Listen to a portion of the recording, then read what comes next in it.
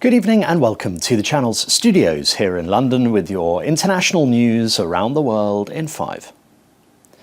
US President-elect Donald Trump has appointed Elon Musk to jointly lead a new Department of Government Efficiency. Is the only reason we can now send American astronauts into space. Come here.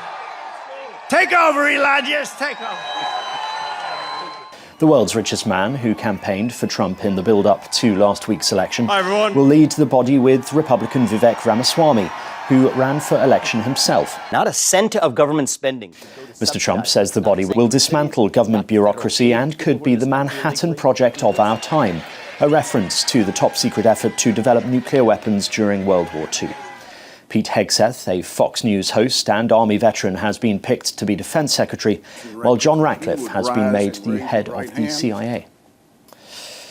The United States says Israel has not breached American laws on blocking aid supplies after a 30-day deadline it gave Israel to boost humanitarian aid access in Gaza or risk having some military assistance cut off lapsed.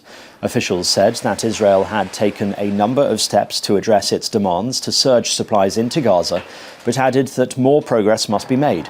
State Department spokesman Vedant Patel cited the opening of a new land crossing and deliveries resuming in the north, although he did not say any had entered the besieged Jabalia refugee camp.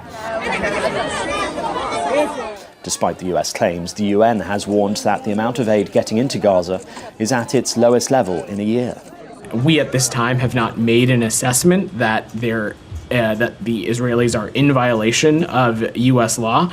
But most importantly, we are going to continue to watch how these steps that they've taken, how they are being implemented, how that they can be continued to be expanded on. And through that, we're going to continue to assess their compliance with U.S. law.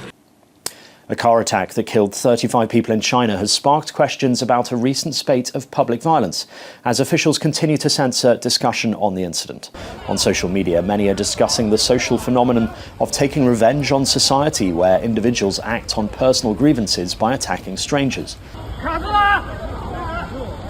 Police said the driver, who ploughed into crowds at a stadium in the southern city of Zhuhai, acted out of unhappiness over a divorce settlement. While it is believed to be China's deadliest known act of violence in decades, it follows a string of attacks in recent months. Authorities have been doing their best to censor any content or material relating to the attack online, as well as clearing away any memorials to the victims. Thousands of people have been evacuated from their homes in the Costa del Sol region of southern Spain after a red weather alert was issued for extreme rain and flooding.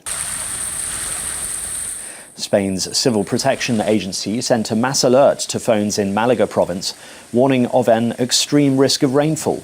The area, including the tourist resorts of Marbella, Vélez and Estepona, is expected to take the brunt of the extreme weather phenomenon known as Dana. It comes just weeks after the country was devastated by flash flooding that has so far killed more than 220 people. The president of COP29's host country has told the UN climate conference that oil and gas are a gift of God.